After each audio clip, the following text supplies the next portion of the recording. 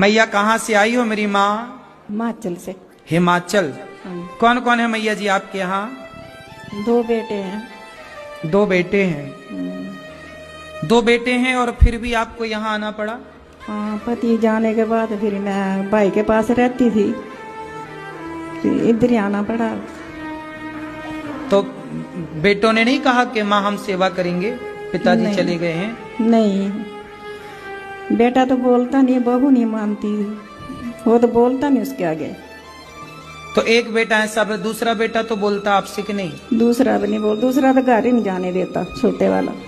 छोटे वाला आपको बुलाता नहीं है और बड़ा वाला भी नहीं बुलाता?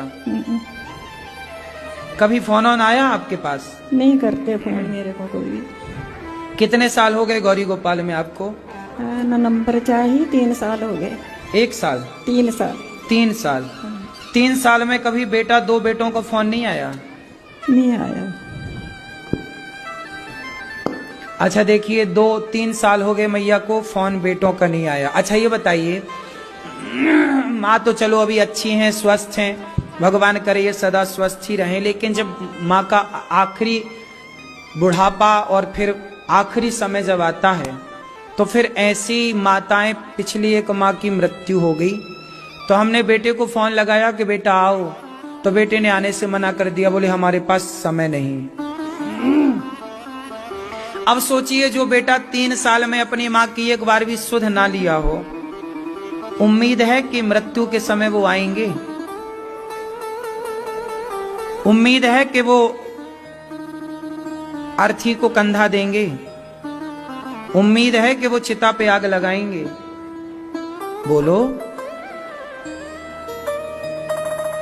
गौरी गोपाल आश्रम में केवल माओ को भोजन पानी नहीं, मेरी माँ एक पुत्र बन करके एक पुत्र के जितने कर्तव्य हैं सारे कर्तव्य दास अनिरुद्ध पूरे करता है। जिन माओ के बेटा आखिरी में नहीं आते, उन माओ को कंधा देने से लेकर उन माओ की 13वीं तक यहीं पर होती है। उन माओ का एक बेटे ने तो मां के मर जाने का सूतक तक नहीं रखा था। ऐसी ऐसी संतानें हैं आज। ऐसी माओ को देखिए गौरी गोपाल में, आप सबके सहयोग से यहां इनको रहने को, खाने को, दवाई। मैया मत रोइए मेरी माँ, हम हैं आपके बेटा, तीसरे बेटा,